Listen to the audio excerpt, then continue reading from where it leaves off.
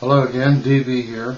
This is April the 18th, 2011. It's Monday evening. I just wanted to make a quick little video tonight and talk about the statute that was enacted by Congress back in 1933 under FDR, and it's the statute I'm referring to is the Emergency Powers Statutes. And I'd heard about this before, hadn't really paid a whole lot of attention to it, but then I got curious. I saw a video, I forget what it was, who made it, but I started digging into it a little bit more, and in fact, what I've discovered is ever since March 9th, 1933, under FDR, right after he was sworn into office, March 6th of that year, he declared a national state of emergency and assumed the Emergency Powers Statute Act, and in essence, he became a dictator of the United States at that point in time.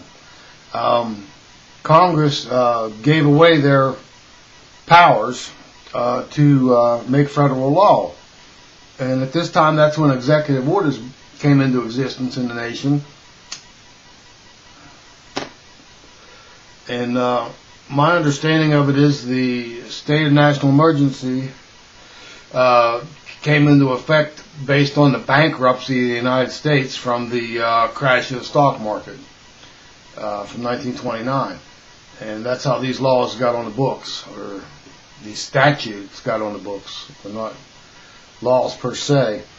But anyway, real quick, I'm going to read some of this that I've researched and found, and I'll put the links to this information in the description box for everybody to read and check out for yourself. I highly advise reading it. Don't just click on one of the links and read it. Read several of them. They all have good points, good information in it. But here, I'll go ahead and read it off to you.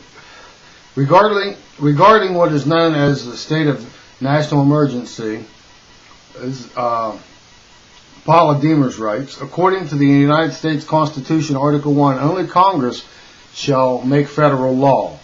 However, since the War and Emergency Powers Act of 1933, every president has usurped lawmaking powers. Their laws are called executive orders. These EOs, not our Constitution, are what is governing America today. The War and Emergency Powers Act enables the president to declare a national emergency and thereby become a dictator. Presidents can also carefully choose their words and declare a war on anything in order to give them dictatorial control. For example, the war on drugs. Sound familiar? The war on drugs makes it possible to use federal authorities such as FBI, FEMA, BATF, and the military against American citizens. A well-known example is Waco. Another example is Hurricane Opal. After Florida was declared a national emergency, the Federal Emergency Management Agency, FEMA, arrived on the scene, and residents were placed under martial law, restricted to the point of not going outside their doors. When the federal government does this, it is going against the Constitution. The War Powers Act is an unconstitutional act on the part of our government, created so that the presidents can bypass Congress and do whatever they choose. It also makes it possible to do away with posse comitatus in cases of emergency. Posse comitatus is what protects American citizens from the military being used against them. Now, to continue on real quick, it says Emergency Powers Act, Senate Report 93-549. In this 1973 official report, the U.S. Senate admits that the Emergency Powers Act powers given to the President, Franklin D. Roosevelt, under the pretense of national emergency in 1933 have remained in force, and that the normal function of the federal government has been suspended. Okay, that's one of the links that I'll provide. You can read it for yourself. That goes on down here. A majority of the people of the United States have lived their entire lives under the emergency rule. For 40 years, more than that now, freedoms and governmental procedures guaranteed by the Constitution have been, in varying degrees, have been abridged by laws brought into force by states of national emergency. That was also from that same Senate that I quoted a little bit ago, 93-549. That was in the introduction in 1973 senatorial record.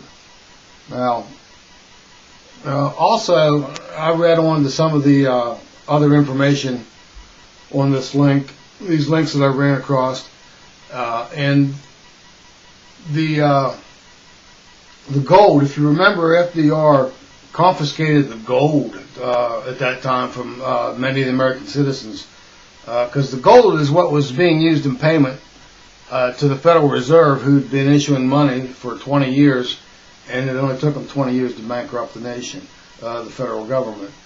Now, at this time, the collateral changed. It wasn't to be the gold any longer.